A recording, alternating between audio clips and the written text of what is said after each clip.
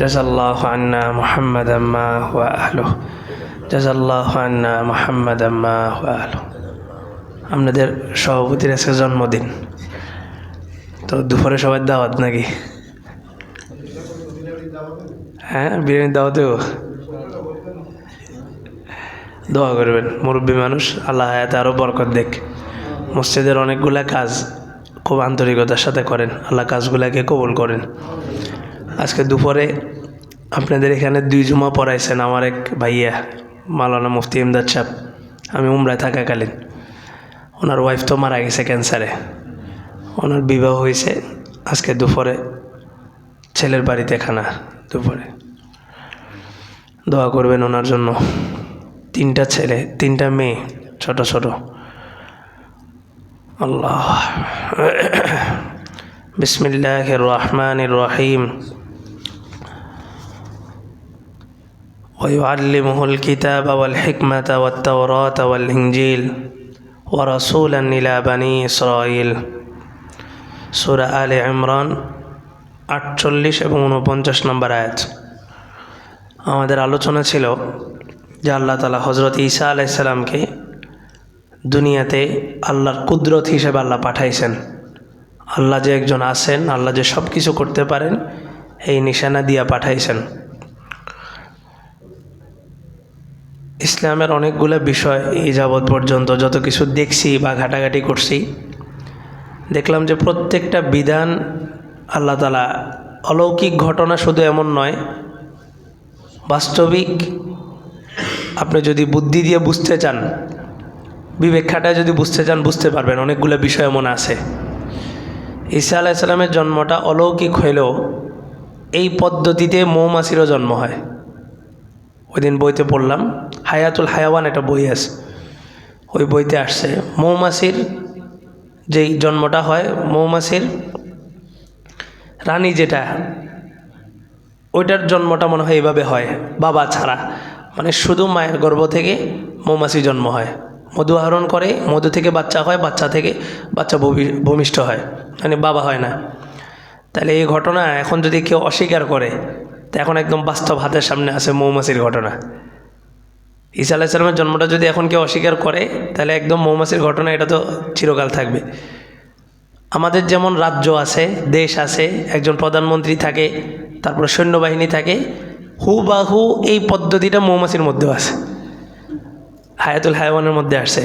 কেউ যদি অন্যায়ভাবে কোনো মধু আহরণ করে, বিষাক্ত কোনো মধু এনে যদি চাকে আনে, তো সাথে সাথে ওই রানী সৈন্যবাহিনী দিয়ে এই মৌমাছিটাকে হত্যা করে। দেখবেন চাকের নিচে কিছু মৌমাছি মরা থাকে, কে মারে এটারে? এই পুরা দেশ আছে, রানী আছে, সৈন্যবাহিনী আছে, সব আছে। ওরা একদম পিওর মধু, যেটা মানুষের জন্য উপকার হবে, ওই মধুটা আনে। এই ঘণ্টাখানিক আগে একটা টিম গেছে সোনাগাজী খেজুরের রস আনতে, 4টার সময়। আমিও উঠছিলাম, বাতাস দিকে আর বেরোয়নি। হ্যাঁ, ওখানে যে আপনি খেজুরের রস যেটা, এটা সাথে সাথে খাইতে পারবেন না, এটা গরম করতে হবে, জাল দিতে হবে, অনেক প্রসেসিং করে তারপরে খাইতে হয়। কিন্তু মধু যেটা, এটা একদম পিওর। আর আমরা তো মনে করেন 2 নম্বর জিনিস খাইতে খাইতে আমাদের ভিতরে পার্টস মেশিন সব 2 নম্বর হয়ে গেছে। এখন অরিজিনাল 1 নম্বর জিনিস দেন, এটা হজম হবে না, 2 নম্বরটাই আমাদের হজম করি। ঢালকানগরের একজন হজরত আছে, মানে ঢালকানগর পিসাব নামে পরিচিতি পুরো বাংলাদেশে, অনেক বড় হুজুর। তো হুজুরের এক মুরিদ ছিল, আয়সা কয়, হুজুর আমি তো খুব বিপদে আছি। কয় কী বিপদ? আপনি বলছেন আপনার এক বয়ানে আমি শুনছি যে পণ্যের মধ্যে ভেজাল দেওয়া যাবে না, 2 নম্বরই দেওয়া যাবে না। তো ওই দিন থেকে আমি নিয়ত করছি যে আমার ব্যবসা, ওনার ব্যবসা ছিল যে এই হলুদের উপরে আপনার ভেঙে দিলে হলুদের কালারটা খুব ভালো হয়।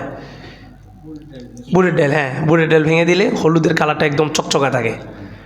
তো সাধারণত সব হলুদ ব্যবসায়ীরা এটা করে, উনিও করতো।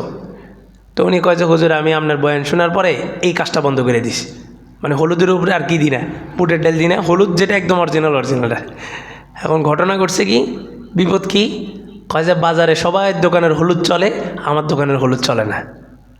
অথচ এটা কিন্তু 1 নাম্বার। কেন চলে না? ওই যে চকচক করতেছে না। বাকিদেরটা কেন চলে? বাকিদেরটা চকচকা। তা আমাদের এখন সিস্টেমটাই এমন, 2 নাম্বার জিনিসটাকে আমরা অরিজিনাল মনে করি। আর মনে না করে উপায় নেই, আপনি 1 নাম্বার অরিজিনাল জিনিস খেতে পারবেন না, তো ভিতরে সব নষ্ট হয়ে গেছে আপনার। 1 নাম্বার জিনিস খাবেন, ঘি খাবেন, আজকে যায় ঘি খান, দেখবেন সাথে সাথে আপনার পেটে সমস্যা শুরু হয়ে গেছে। ওই দুনিয়ার হাবি জাবি তেল টুল এগুলো দিয়ে খাইবেন, দেখবেন যে ঠিক। তো আল্লাহ তাআলা এই অলৌকিক ঘটনাটা দিছেন, এবং যুগে যুগে যেন মানুষ এটাকে অস্বীকার না করতে পারে, মৌমাছির একটা পদ্ধতি আল্লাহ তাআলা কিয়ামত পর্যন্ত জারি রাখছেন। আল্লাহ, মৌমাছির ভিতরে আল্লাহ তাআলা এক জায়গায় বলছেন ফাতাবিরু ইয়া উলিল আবসার, মৌমাছির নামে একটা সূরা পর্যন্ত কোরআন শরীফে নাজিল করছেন, সূরা নামল। এই সূরার মধ্যে আল্লাহ তাআলা মৌমাছির পুরো ঘটনা উঠায় ধরছেন। আল্লাহ, খুব সুন্দর সুন্দর তথ্য দেওয়া আছে। হায়াতুল হায়াওয়ান, হায়াতুল হায়াওয়ান অর্থ হইল প্রাণীদের জীবন, কে কতদিন বাঁচে, কে কী খায়, কার দ্বারা কী উপকার। বিশাল জগৎ বিখ্যাত একজনই লিখছে একটা কিতাব, এরপরে আর কেউ প্রাণীর উপরে এত তথ্যবহুল কোনো বই লিখতে পারেনি। খুব সুন্দর সুন্দর তথ্য দেওয়া আছে ওখানে, সমস্ত প্রাণীর তথ্য দেওয়া আছে। আপনার মাথার যে উকুন আছে, উকুনের ব্যাপারে ওখানে আলোচনা আসছে। বলে আর কি 80,000 মাখলুকাত, 80,000 মাখলুকাত, শুনছেন না শব্দটা? 80,000 মাখলুকাত, আসলে কত হাজার আল্লাহ জানে। আর 80,000ও ধরলে সমস্যা নেই, তাফসিরে জাল্লাইনের মধ্যে রেওয়ায়তটা আসছে 80,000 মাখলুকাতের মধ্যে আল্লাহ তাআলা মানব জাতিকে শ্রেষ্ঠত্ব দিয়েছেন। তো এখন আপনার গইনা হয়তো 80,000 পাইবেন না, হয়তো মনে করেন 50,000 পাইবেন। তো 50,000 পাইলে এটার উত্তর হইল বাকি প্রাণী যেগুলো, এগুলো মানুষের অবহেলার কারণে বিলুপ্ত হয়ে গেছে। অনেক ছোট ছোট পাখি আমরা ছোটোবেলায় দেখছি, এখন নাই। এগুলো আস্তে আস্তে কী হয়ে যায়, বিলুপ্ত হয়ে যায়, চর্চা না হওয়ার কারণে। না, এগুলো অযত্নের কারণে, এবং আমরা যে আতশবাজি ফুটাই, এবং আমরা যে কলকারখানা যেখানে সেখানে কলকারখানা বসায় দিই, এই ধোঁয়া এগুলোর কারণে প্রাকৃতিক দুর্যোগ হয়ে পাখিরা কষ্ট পায়। হট্টিটি হ্যাঁ, নাই, এখন দেখা যায় না। অনেক ধরনের পাখি, এগুলো আস্তে আস্তে বিলুপ্ত হয়ে যায় যত্ন না থাকার কারণে। তা আল্লাহ তাআলা ঈসা আলাইহিস সালামের জন্মটা, পৃথিবীর একটা বয়স দেখেন, আদম আলাইহিস সালাম থেকে নিয়ে মুহাম্মদ সাল্লাল্লাহু আলাইহি সাল্লাম পর্যন্ত একটা বয়স, আবার মুহাম্মদ সাল্লাল্লাহু আলাইহি সাল্লাম থেকে নিয়ে কিয়ামত পর্যন্ত একটা বয়স। মানে আপনি হিসাব করলে, ক্যালকুলেশন করলেই বুঝবেন যে পৃথিবীর এখন সর্বশেষ সময় আমরা আছি, একদম শেষ সময়। ক্যালকুলেশন হিসাব যদি করেন যে নবীদের কি ধারা ছিল, মুহাম্মদ সাল্লাল্লাহু আলাইহি সাল্লাম গেছেন যে 1500 বছর হয়ে গেছে, এখন আমরা আছি একদম শেষ সময়। তো মুহাম্মদ সাল্লাল্লাহু আলাইহি সাল্লামের আগে 570 বছরের একটা গ্যাপ, কোনো নবী নেই।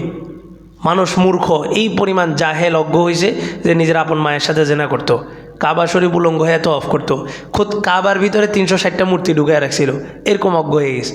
কেন? ওই যে নবী ছিল না, নবী নেই। তারও আগে, অর্থাৎ এখন কত, 2025 বছর আগে ঈসা আলাইহিস সালামের জন্ম। তো পৃথিবীর মাঝামাঝি সময়ে এসে আল্লাহ তাআলা যে আছেন, একজন খোদা যে আছেন, আদম আলাইহিস সালামের জন্মটা যে সত্য, এটা প্রমাণ করার জন্য আল্লাহ তাআলা অলৌকিক আরেকটা ঘটনা ঘটায় দিলেন ঈসা আলাইহিস সালামের।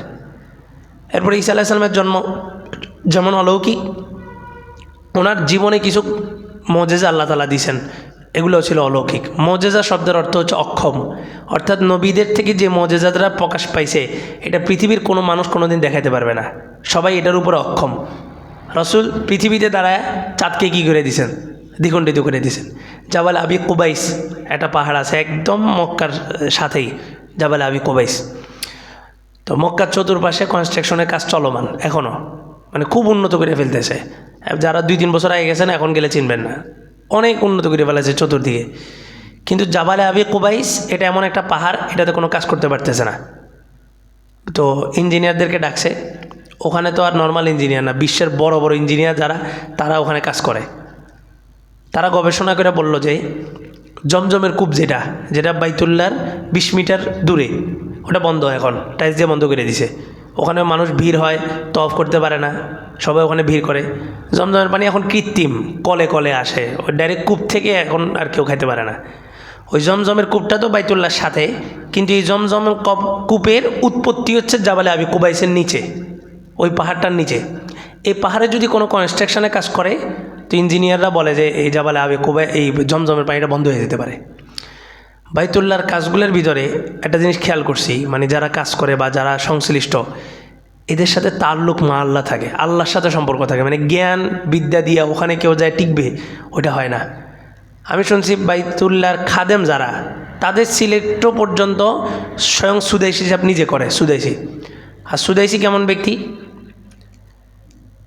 আল্লাহ, স্বপ্নে যদি কেউ দেখে যে কেউ অমুক ব্যক্তি উলঙ্গ, মনে করেন আমি স্বপ্ন দেখলাম যে একজন হুজুর কী হয়ে গেছে, উলঙ্গ হয়ে গেছে, এটার ব্যাখ্যা হলো ওই হুজুরের জীবনের কোনো গুনাহ নাই, এটার ব্যাখ্যা। তো এক ব্যক্তি সৌদি গেছে, এক আলেম, বড় আলেম, সুদেশী সাহেবের সাথে সাক্ষাৎ করতে।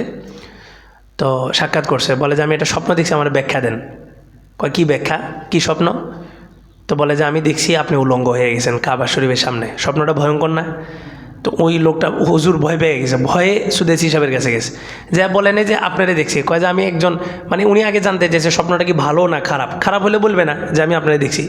উনি বলে যে আমি দেখছি একজন বড় আলেম, উনি কাবা শরীফের সামনে উলঙ্গ হয়ে গেছে। সুদেশী সাহেব বসা থেকে দাঁড়ায় গেছে, বলে যে ওই আলেম পৃথিবীর কোন জায়গায় আছে বলো, আমি ওই আলেমের হাতে চুমা খাবো। কারণ উনি বুঝছে গুনাহ শেষ। পরে এই আলেম বলছে যে আমি আপনারে দেখছি। সুদেশী সাহেব কাঁদতে কাঁদতে বসে গেছে। আমরা মনে করি বাইতুল্লাহর খতিব কণ্ঠের কারণে হয়ে গেছে, না। বাইতুল্লাহর খতিব কণ্ঠ দিয়ে না, আল্লাহ বানাইছে পুরা পৃথিবী। তার কণ্ঠে কি আছে? কিচ্ছু নেই, গলা ভাঙা, গলা টান দিয়েছে, গলা ভাঙ্গা ভাঙ্গা, কিন্তু তার এক টান, দাঁড়াইছি নামাজে দিয়ে যে আশপাশে সব কান্না করতেছে, অথচ সূরা নাজম পড়তেছে। সূরা নাজমের মধ্যে এমন কোনো আয়াত নাই যেটা কান্না করার, কিন্তু তার তেলাওয়াতের টানের সাথে সব কান্না শুরু করে দিছে, কান্নাই করে। তো ওই লোক স্বপ্ন দেখছে যে সুদেশী হিসাব উলঙ্গ, মানে কি সুদেশী হিসাবের কোনো কি নেই, গুনাহ নাই। তো সুদেশী হিসাব সিলেক্ট করে কে কে ওখানে খাদেম হবে, কে কি করবে না করবে। তো সুদেশী হিসাব কি টাকা দেখে সিলেক্ট করে? ওনাদের তো কোটি কোটি টাকা, ওনারা ওই যে আল্লাহর সাথে সম্পর্ক এটা দেখে। অনেক আগে বাংলাদেশে একবার কাকরাইলে একবার কল আসছে যে বাইতুল্লাহ টাইলস লাগানো হবে, টাইলসের জন্য টাকা দিবেই কিনা। কাকরাইলে মুরব্বীদের কাছে কল আসছে। তা আমরা ছোটো মানুষ, আমরা মাথায় কত কিছু আসে, আমি এটা একটা 2 নম্বরই, মানে এটা একটা বাউতাবাজি, ধোকাবাজি। তো কয় কেন? আমি কই বাইতুল্লাহ টাইলস লাগাইতে বাংলাদেশের মুরব্বীদের কাছে কল দেওয়া লাগবে, টাকার এত অভাব পড়ছে। পুরা বিশ্বের যত অত্যাধুনিক যন্ত্র আছে সব বাইতুল্লাহ ব্যবহার করা হয়, কোনো নর্মাল জিনিস নেই, সব দামি দামি জিনিস, হাই কোয়ালিটির জিনিস। তো পরে শুনছি যে আসলে না, টাকা আছে, কিন্তু রাসূলের যুগে বাইতুল্লাহ যখন নির্মাণ করা হইতেছে কুরাইশদের আমলে, মক্কার কাফেররা, তখন তারা বলছে দেখো আমরা বাইতুল্লাহ নির্মাণ করবো, আমাদের অনেক টাকা পয়সা আছে, কিন্তু মনে রেখো বাইতুল্লাহ শুধুমাত্র হালাল টাকা দিবা, হারাম টাকা দিবা না। আল্লাহ রসুল একদিন আম্মা জান আয়েশা রাদিয়াল্লাহু তাআলা আনহাকে আফসোস করে বলতেছেন, আয়েশা আমার যদি সম্পত্তি থাকতো তো আমি হাতেম, যেটা হাতেম বাইতুল্লাহর বাহিরে, হাতেমটা কিন্তু বাইতুল্লাহর অংশ, কয় যে আমি হাতেমটারে বাইতুল্লাহর ভিতরে ঢুকাই দিতাম, মানে বাইতুল্লাহটাকে আরেকটু বড় করতাম। আম্মা জান আয়েশা বলেন যে কুরাইশদের কি টাকা ছিল না? আল্লাহ রসুল বলেন যে কুরাইশদের টাকা ছিল, কিন্তু কুরাইশরা হারাম টাকা লাগায়নি। আশ্চর্য হয়ে গেছে এই হাদিসটা শুনে, যে মক্কার কাফের, ওই কাফের পর্যন্ত চিন্তা করছে যে আল্লাহর ঘরে কি লাগানো যাবে না, হারাম লাগানো যাবে না। আর এখন মুসলমান মনে করে যে এখানে দিলেই তো টাকা হালাল হয়ে গেল। আল্লাহ। তো বাইতুল্লাহর হাতেমটা বাইতুল্লাহর বাহিরে, কেন? হারাম টাকা লাগায়নি। তখন আমার ওই মুরব্বী বললেন যে বাইতুল্লাহ শরীফের টাকার অভাব হয় নাই, কিন্তু বাইতুল্লাহর মানুষগুলোর একটা বিশ্বাস পৃথিবীর আলেমদের টাকাটা কি হালাল, আলেমদের পরিশ্রমটা হালাল, একদম পিওর। এই কারণে বিশ্বের বড় বড় আলেমদের কাছে ফোন দিছে যে আপনারা বাইতুল্লাহ টাইলস লাগামো, টাকা দিবেন কিনা। কারণ বাইতুল্লাহর ফান্ডে, সৌদি আরবের ফান্ডে যে টাকাটা, এটা কি সম্পূর্ণ হালাল বলা যাবে? ওখানে কত কিছু আছে না, কত মিক্স হইতেছে না। এই কারণে টাকা কালেকশন করতেছে নির্দিষ্ট কিছু ব্যক্তিদের কাছ থেকে। আবার বাইতুল্লাহর গেলাফ, যেটা কালো গেলাফ, এটা প্রত্যেক বছর পরিবর্তন করে কাপড়টা কী করে জানেন? এটা টুকরা টুকরা করে পৃথিবীর বড় বড় আলেমদের কাছে পাঠায়। আমার সবিজের কাছে একবার পাঠাইছে, আমি দেখছি। ওই বাইতুল্লাহর গিলাফটাকে কেটে কেটে আলেমদের কাছে পাঠায়, এটা একটা স্মৃতি, একটা বরকত পাঠায়। আল্লাহ আকবার। তো জাবালে আবি কুবাইস, এই পাহাড়টার নিচেই হচ্ছে জমজমের কূপ। ইঞ্জিনিয়াররা গবেষণা করে বলে যে না, এই জাবাল আবি কুবাইসে যদি কনস্ট্রাকশনের কাজে হাত দেন তো হইতে পারে জমজম কী হয়ে যাবে, বন্ধ হয়ে যাবে। আর জমজম এমন পানি, পৃথিবীর কোনো মেশিন দিয়া জমজমের পানি নকল করা যাবে না, যাবেই না। ওইটা এক আজীব, শুধু পিপাসা না, আপনার খিদা পর্যন্ত নিবারণ হয়, খিদাও নিবারণ হয়, কোনো ক্ষুদা লাগে না। এবং সমস্ত এই যে আমাদের মাদ্রাসার মাওলানা মুহিউদ্দিন সাহেব, এই যে অ্যাপোলোর সাথে যে মাদ্রাসাটা মহিউসন্না, হুজুর এই স্টক করছেন, ওখানে যায় ব্লক হয়ে গেছে আর কি। তো ডাক্তাররা বলছে ইসিজি করে করতে হবে, মানে অপারেশন করে এটা রিং বসাইতে হবে। ডাক্তাররা নিশ্চয় গবেষণা করে বলছে। আমি বললাম যে আপনি কেন বসাইলেন না? আমি একজনকে কল দিয়েছি, সে আমারে কইছে হুজুর কিচ্ছু লাগবে না, খালি জমজমের পানি খান। হুজুর কয় যে আমি জমজমের পানি খেয়েছি, দেশে আসছি, এখনও সুস্থ আছি, যদি কোনো সমস্যা হয় তারপর রিং বসাবো। জমজমের পানির একদম জ্বলন্ত উদাহরণ একবারে আমাদের মহল্লার, চিনেন নাই? এই যে অ্যাপোলো হাসপাতালের সাথে যে মাদ্রাসাটা মুহিউদ্দিন সাহেব, জমজমের পানি সমস্ত লিকুল্লি দা ইন দাওয়া, প্রত্যেকটা রোগের শেফা, এটা প্রত্যেকটা রোগের শেফা। আল্লাহ। তো এই জাবাল আবি কুবাইস, এই পাহাড়টা হচ্ছে ঐতিহাসিক পাহাড়, যে পাহাড়ের উপরে মোহাম্মদ সাল্লাহ সাল্লাম দাঁড়ায়া বলছে কি চাও, আমি যে নবী, কি প্রমাণ চাও? কয় যে পারলে এই কি বলছিল, কইছে যে কোনো একটা পাহাড়ের দিকে ইশারা দিয়ে বলছে পারলে এই পাহাড়টা কি করো, দ্বিগুণ পাহাড়টা ভেঙে দেখায় দাও। তো বলে যে কী বলো তুমি, পাহাড় আমি ওই যে চাঁদ দেখতে আসো ঝলমল করতেছি, ওই চাঁদকে আমি দ্বিখণ্ডিত করতে পারবো জমিন থেকে দাঁড়ায়। তো বলে যে তাই নাকি, তো পারলে দেখাও তো আবু জেহেলে। তা আল্লাহ রসুল চাঁদের দিকে এমনি ইশারা দিয়েছেন, চাঁদ দ্বিখণ্ডিত হয়ে গেছে। এটা 1500-1400 বছর আগের কথা। আধুনিক যুগের কথা বলি, এখনও পর্যন্ত প্রতিনিয়ত চাঁদ থেকে বহু বিজ্ঞানী পৃথিবীর বুকে এসে মুসলমান হয়ে যেতেছে। ওই দ্বিখণ্ডিত দাগটা এখনও পর্যন্ত চাঁদের উপরে আছে। এই আধুনিক যুগের কথা বলতেছি, মানে রাসূলের 1400 বছর আগের না, আধুনিক যুগের কথা বলতেছি। বিজ্ঞানীরা চাঁদে যায় এই দ্বিখণ্ডিত অবস্থা দেখা চাঁদের পৃথিবীতে এসে মুসলমান হয়ে যেতেছে। তা আল্লাহ রসুল এই চাঁদকে দ্বিখণ্ডিত করে কী করছে, জাবাল আবি কুবাইসের পিছনে ফেলাইছে। চাঁদ দ্বিখণ্ডিত হয়ে জাবাল আবি কুবাইসের পিছনে পড়ছে। তা আমার যে ওস্তাদ এই হাদিসটা আমার শুনেছে, তো আমি হুজুরের ক্লাসের ভিতরে, আমাদের অঙ্গনে একটা প্রথা আছে, আসওয়ালু নিসফুল ইলম, প্রশ্নই অর্ধেক জ্ঞান। যে কোনো বিষয় না জানলে প্রশ্ন করতে হয়। তা আমি হুজুররা খুব আদর করতো, একদম যেখানে পড়ছি যত জায়গায় পড়ছি, এনে দেখ হুজুর আসছে বুড়াঞ্চল। তা আমি বললাম যে হুজুর, চাঁদ হচ্ছে একটা গ্রহ, উপগ্রহ, পৃথিবীটা একটা গ্রহ, পৃথিবীর চতুর্পাশে ঘুরে হিসাবে চাঁদ হচ্ছে উপগ্রহ। তাহলে চাঁদের মতো একটা উপগ্রহ জাবাল আবি কুবাইসের পিছনে এসে পড়ছে, মানে এটা তো মানি, কথা তো বিশ্বাস করি। ইব্রাহিম আলাইহিস সালামও বিশ্বাস করছেন আল্লাহ তাআলা জীবিত করতে পারে। তারপরে ইব্রাহিম আলাইহিস সালাম কী বলছে, আমার একটু দেখান। পরে না আল্লাহ বলছে পাখি জবাই করেন, তারপর জীবিত করে দেখাইছে। ইব্রাহিম আলাইহিস সালাম কি বিশ্বাস করতেন না? অবশ্যই বিশ্বাস করতেন। তারপরে একটু চোখে দেখতে চাইছেন। আমরা তো হাদিসগুলো বিশ্বাস করি, জাবাল আবি কুবাইসের পিছনে পড়ছে চারটা এসে। হুজুরকে আমি বললাম যে মানে কখনো যদি মানুষকে বুঝাই দিতে যায়, বা কোনো নাস্তিকের সামনে আমি এই বিষয়টা বললাম, নাস্তিক তো আমার প্রশ্ন করে বসবো যে চাঁদ একটা উপগ্রহ। তো হুজুর একটা কথা বললেন, আসলে এই ঈমান কি, আমরা বিজ্ঞান দিয়ে কোরআন বুঝতে চাই, এটা কিন্তু ঈমান না। কোরআন দিয়ে বিজ্ঞান বুঝতে হবে, এটা হচ্ছে ঈমান। হাদিস জাবাল আবি কুবাইসের পিছনে চাঁদ এটা এসব পড়ছে, এটা সত্য। এবার বিজ্ঞানের সায়েন্সের গবেষণা দিয়ে যদি আমি বুঝতে যাই, আমার কাছে মনে হইতেছে এটা অসম্ভব। একটা চাঁদ কীভাবে জাবাল আবি কুবাইসের পিছনে এসে পড়ে। পরে আমি জাবাল আবি কুবাইসের উপর অল্প একটু উঠছি। উঠার পরে মানে এই বিষয়টাই একটু ধোঁয়াশাটা আমার মানে একটু দেখার জন্য যে আসলে এরকম কি সম্ভব কিনা। কেন যেন ওই জায়গা উঠার পরে এই দিলের মধ্যে যে একটা সন্দেহ ছিল, আল্লাহ তাআলা সন্দেহটা দূর করে দিছে। এটা একটা মনে করেন আল্লাহ প্রদত্ত একটা জিনিস। নবীরা নাই, কিন্তু ওহির রাস্তাটা নবীদের উপরে আসলে ওহি, কিন্তু কোনো আল্লাহর ওলিকে আল্লাহ যদি সতর্ক করে, স্বপ্ন দেখি না আমরা, স্বপ্নটা 3 প্রকারের হয়। একটা হচ্ছে আপনি চিন্তা করতে করতে ঘুমাইছেন, ওইটাই দেখছেন। আরেকটা হচ্ছে শয়তানের পক্ষ থেকে খারাপ, আরেকটা হচ্ছে আল্লাহর পক্ষ থেকে আল্লাহ আপনাকে সতর্ক করে। এটা কিয়ামত পর্যন্ত থাকবে, যুগে যুগে। প্রত্যেক মানুষকে আল্লাহ তাআলা পছন্দ করলে তাকে স্বপ্নের মধ্যে আল্লাহ তাআলা সতর্ক করবেন, বিপদ আসতেছে সতর্ক হও, অথবা কোনো আমলের ত্রুটি থাকলে সেটা দেখেন। জাবালে আবি কুবাইসের উপরে যখন আমরা উঠছি, আমাদের কাফেলা সহ যে আরও কয়েকজন মাওলানা আসিল, উঠার পরে আমি বললাম যে মানে এখানে উঠছি, উঠে কিছুই দেখি নেই, কিন্তু আমার দিলের মধ্যে যে একটা সন্দেহ ছিল এটা দূর হয়ে গেছে।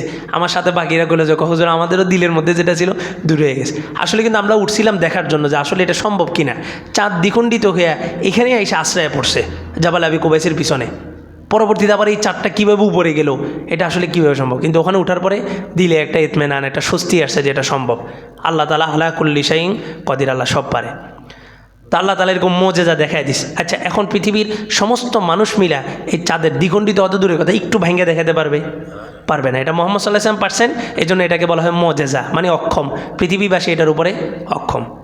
ঈসা আলাইহিস সালামের জন্মের পর আল্লাহ তাআলা কিছু মোজেজা দিয়েছেন যেটা পৃথিবীর কোনো মানুষ পারবে না। তার মধ্যে একটা কি, জন্মগত অন্ধকে উনি কী করছেন, ভালো করে দিয়েছেন। আমার এক ওস্তাদ এই পড়ানোর সময় বলছিলেন যে পৃথিবীর সায়েন্স বহু কিছু আবিষ্কার করতে পারবে, কিন্তু যেটা জন্মগত নাই ওটা পারবে না। কৃত্রিম হাত বানাইতে পারছে, অরিজিনাল হাত পারে নাই। যেটা জন্মগত নাই, আমার চোখের জুতি হঠাৎ করে চলে গেছে, এই জুতি ফিরে আনতে পারবে, চোখের ছানি বসায় অপারেশন করে এই জুতিটা ফিরে আনতে পারবে। কিন্তু আমি জন্মগত অন্ধ, আমাকে চোখ দিবে, এটা হয়তো দাজ্জালের হাতে ক্ষমতা থাকতে পারে, কিন্তু পৃথিবীর মানুষ এটা পারবে না। কেন পারবে না? ওই যে এটা তো ঈসা আলাইহিস সালামের মুজিজা। ঈসা আলাইহিস সালাম জন্মগত অন্ধকে কী করতে পারতেন? ভালো করতে পারতেন। তাহলে নবীদের মুজিজা কোনো মানুষ কি পারবে? পারবে না। আল্লাহু আকবার। উনি জন্মগত কুষ্ঠরোগী যারা, এদের রোগ ভালো করে দিতেন। তারপরে পাখি বানাইতেন, মাটির পাখি পাখি বানায় ওটার মধ্যে ফু দিতেন, ওইটা আল্লাহর আদেশে পাখি হিসেবে উঠতে থাকতো, অল্প একটু উইরে ওইটা আবার মাটি হয়ে পড়ে যেত। তারপরে মৃতকে জীবিত করতে পারতেন, মৃতকে। দাজ্জালও মৃতকে জীবিত করবে। আপনারা কথাটা নিতে পারবেন কিনা জানি না, মুরব্বীরা হয়তো বুঝবেনও না, যুবক কেউ থাকলে হয়তো বুঝবেন। এআই একটা মেশিন আছে, এআই একটা সফটওয়্যার, আর্টিফিশিয়াল ইন্টেলিজেন্স। আমি রাসূলের একটা হাদিস দেখলাম, আসলে এটা যে বাস্তব হতে পারে। রাসূল বলছেন যে কিয়ামতের আগে দাজ্জাল তোমার মৃত দাদা দাদির সাথে তোমাকে কথা বলাবে, মৃত দাদা দাদির সাথে আপনাকে কথা বলাবে। তো এটার একটা ব্যাখ্যা ছিল এরকম যে ইবলিস দাদা দাদির সুরত ধরে আসবে, মানে আপনাকে বলবে যে আমি যে তোর খোদা মানস, তো বলবে যে না মানি না, তো বলবে যে তোর দাদি কি বেঁচে আছে? নাই। তো আমি তোর দাদিকে যদি জীবিত করে দিই, তুই কি আমার খোদা মানবি? আচ্ছা ঠিক আছে, জীবিত করে দেখা। তো তখন ইবলিস, দাজ্জাল ইবলিসকে তার দাদির সুরত ধরে আসতে বলবে, ব্যাখ্যা ছিল এটা। কিন্তু ওই দিন এআইয়ের মানে কিছু কথা আসলে জুমায়ও আসা দরকার, যে যুবকরা কী কাজে, কিসের স্কিল, কাজের স্কিল তৈরি করবে। যুবকরা মনে করে যে বাস চাকরি করবো, চাকরি মানে তো গোলামি। চাকরি না, ওরা উদ্যোক্তা হবে, কিছু আবিষ্কার করবে, কিছু শিখবে, কাজের স্কিল বাড়াবে। সামনের এক ভবিষ্যৎ পৃথিবী আসতেছে, যেটা আমরা একদম ম্যাসাকার হয়ে যাবো, একদম কিচ্ছু নেই আমাদের। আল্লাহ রসুল যদি এই যুগে জীবিত থাকতেন, আমার বিশ্বাস রাসূল সাহাবীদেরকে যুদ্ধের ট্রেনিং দেওয়াইতেন, বিমান চালানো শিখাতেন, রকেট চালানো শিখাতেন, অস্ত্র চালানো শিখাতেন। ওই যুগে তরবারি চালানো ছিল দেখি রাসূল সাহাবীদেরকে তরবারি চালানো শিখেছেন। রাসূল যদি এই যুগে থাকতেন, সাহাবীদেরকে কী করতেন? অস্ত্র চালানো শিখাতেন। এআই একটা সফটওয়্যার যেটা পুরো পৃথিবীকে তছনছ করে দিবে। গাজায় ফিলিস্তিনে যে হামলা হয়েছে, হামলার একটা আর্টিকেল একজন লেখছে ইংরেজিতে, আমি ওখানে পড়ছি। বলে যে কোনো মানুষ যে হামলা করতে হয়নি, ড্রোন আছে না, ড্রোন এই যে উড়ে যে ভিডিও করে, এই ড্রোনের ভিতরে একটা বুলেট সেট করে দিছে, ড্রোনের সামনে দিয়ে বুলেট, আর এআই সফটওয়্যারের মাধ্যমে একটা লোকের লোকেশন সেট করে দিছে। ড্রোন অটোমেটিক, কোনো মানুষ এটাকে মনিটরিং করা লাগে নাই, রিমোট দিয়ে কন্ট্রোল করা লাগে নাই, ওই তার লোকেশন সেট করে দিছে। ড্রোনটা তার বাসার সামনে গেছে, যা অপেক্ষা করছে ঘন্টাখানিক, ওই লোকটার দরজা খুলতেই টাস করে বুলেটটা ছেড়ে দিছে, বুলেটটা তার মাথার ভিতরে ঢুকে গেছে, মারা গেছে।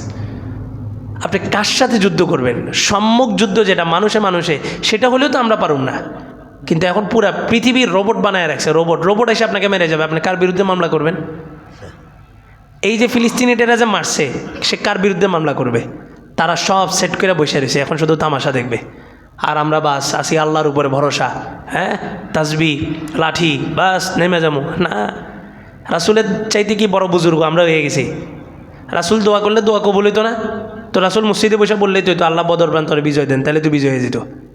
রাসূল কি দোয়া করছেন না? যুদ্ধের ময়দানে গেছেন, যুদ্ধের ময়দানে গেছেন, রণাঙ্গনে গেছেন, নিজের দাঁত ফালাই দিয়েছেন, শরীরের রক্ত ঝরাইছেন। কোন রাসূল? যে হাত উঠানো ছাড়া, যার দিলের কষ্ট লাগলে আল্লাহ তাআলা ফেরেশতা পাঠিয়ে দিছে, আযাবের ফেরেশতা। বলেন মোহাম্মদ, তায়েববাসীকে একদম পিষে ফেলামো।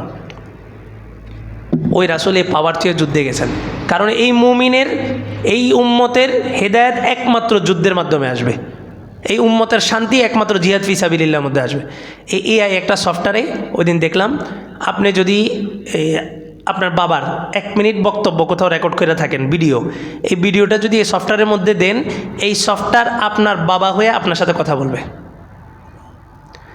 আমি মানে কথা শোনা কথা না, আমি নিজে দেখা এই কথাটা আপনাদেরকে বলতেছি। মনে করেন সভাপতি সাহেবের একটা ভিডিও, 5 মিনিটের একটা ভিডিও আমি এখন ধারণ করলাম। 5 মিনিটে উনি কথা বলছে, ওনার বডি ল্যাঙ্গুয়েজ, ওনার বলার ধরন, ওনার টোন, এগুলো সবগুলো রেকর্ড হয়েছে না? এই রেকর্ডটাই আমি শুধু এআই সফটওয়্যারে দিব। সফটওয়্যারে দেওয়ার পরে সভাপতি সাহেবের এই ছবিটা আসবে, আমি বলবো যে কেমন আছেন, সে বলবে যে ভালো আছি। আমি বলবো যে আপনি কী অবস্থা, কোথায় আছেন এখন? বলবে যে আমি, সব কথা আপনি বুঝারও সিস্টেম নেই যে এখানে সভাপতি না, এটা একটা মেশিন, একটা সফটওয়্যার আমার সাথে কথা বলতেছে। এমন এক যুগে চলে আসছে। আল্লাহ রসুল বলছেন যে দাজ্জাল কী করবে? জীবিত করবে। এই যে এটা তো বাস্তব নমুনা, এআই সফটওয়্যার। তো ঈসা আলাইহিস সালাম জীবিত করতে পারতেন আল্লাহর আদেশে। তা আল্লাহ তাআলা ঈসা আলাইহিস সালামের পুরো জন্মটার একটা অলৌকিক ঘটনা, যে আল্লাহ তাআলা যে একজন আছেন, প্রভু যে একজন আছেন, পৃথিবীর মাঝামাঝি সময়ে ঈসা আল্লাহ তাআলা এটা আবার প্রকাশ করছেন। আরেকবার প্রকাশ হবে কখন? কিয়ামতের সময়। কিয়ামতের সময় তো হাসর মাঠ কায়েম হয়ে যায়, সবাই দেখবি। একবার প্রকাশ করছেন আদম আলাইহিস সালামের জন্ম দিয়া, মানুষকে পৃথিবীতে পাঠায়া। আরেকবার প্রকাশ করছেন ঈসা আলাইহিস সালামের জন্ম দিয়া। আরেকবার প্রকাশ করবেন হাসরের মাঠে, এটা প্রকাশ্যে মানুষ দেখবে, কিন্তু তখন আর ঈমান আনার সুযোগ থাকবে না। মৃত্যুর গড়গড়া, দাজ্জাল আজরাইল দেখে ফেলছেন যে আজরাইল মালাকুল মউত চলে আসছে, এই সময় আর আপনার তওবা কী হবে না, কবুল হবে না। অথবা সূর্য যেদিন পূর্ব দিগন্ত থেকে না ওইটা পশ্চিম দিগন্ত থেকে উঠবে, তখন আর তওবা কবুল হবে না। আল্লাহ তাআলা কথা